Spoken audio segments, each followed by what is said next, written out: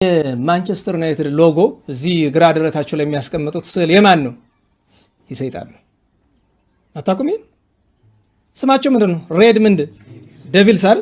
ዴቪል ምንድን ነው? ሰይጣን እኮ አይደል? ቀይ ሰይጣኖች አይደል የሚባል? አታውቁም እንዴ? ግን ራሳችሁን አደንቁራችኋል እንጂ ቃሉን ታውቁታላችሁ።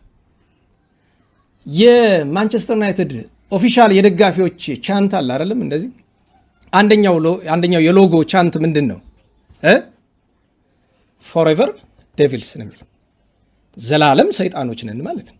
የማንቸስተር ደጋፊ ኢትዮጵያ አሁን አሜሪካ፣ ለንደን፣ ማንቸስተር ከተማ አሁን የትም እንደዛ ነው አይደል? ለዘላለም ሰይጣን ነን ነው የሚሉት አይደል? ከዛ ቀጥልና የሊቨርፑል ሎጎ ላይ ያለ የሆነ አውራ ዶሮ ብሎ ኦርነስ የሆነ ነገር የሚመስል ይታያል። ክንፉ ከፍ ያለ ምናምን ነገር እስኪድና ቼክ አድርገው ምን እንደሆነ ምልክቱ። ከዛ የአርሰናል ስትመለከተው መድፍ ነው አይደል የምታየው?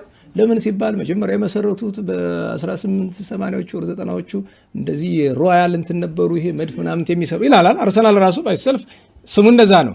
ነገር ግን የአርሰናል ሎጎ ላይ ከመድፉ በታች ያሉትን 3 ቃላት የግሪክኛ ቃላት ናቸው። ተርጉማቸው ውረድና ኢንተርኔት ላይ ኮፒ አድርጋቸውና ፔስት አድርጋቸው። 3ቱም የጣዖት ስሞች ናቸው፣ የግሪክ ጣዖት ስሞች ናቸው። 3ቱም በታች ያሉት ስሞች